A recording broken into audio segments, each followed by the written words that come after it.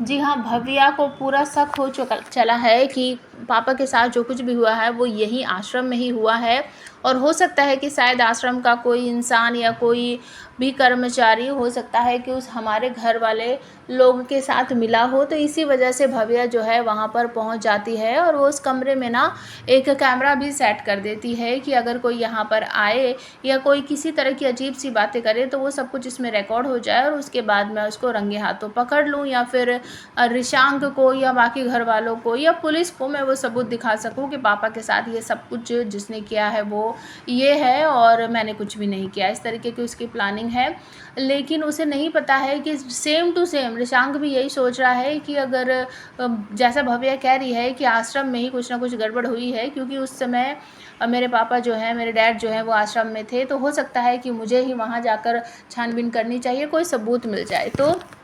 दोनों की same to same planning है, लेकिन सच में दोनों ऐसा कर रहे हैं एक दूसरे को ही नहीं पता है। तो इस वजह से क्या होता है कि जब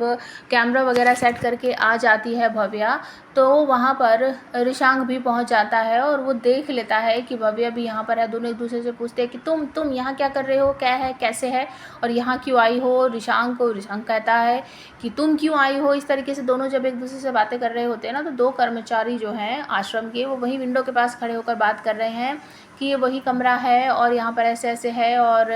हमें साफ़ सफाई देख के करनी है। इस तरीके से बातें करते हैं। तो उन दोनों की बात सुन लेता है रिशांक, और जल्दी से एक छोटा सा बेड टाइप का पड़ा होता है उसके नीचे वो घुस जाता है, और भव्या भी डर की वजह से कि कहीं ये मुझे देख ना ले, पहचान ना ले, वो भी वहीं घुस जाती है। तो दोनों के दोनों जो हैं वो बेड के नीचे छुपे हुए हैं, और जो बेड वहाँ के जो स्टाफ है, कर्मचारी जो हैं वो आ चुके हैं वहाँ पर छानबीन करने के लिए या साफ़ सफाई करने के लिए एक तरह से, या फिर सबूत मिटाने के लिए, आप ये भी समझ सकते हो। तो ये सब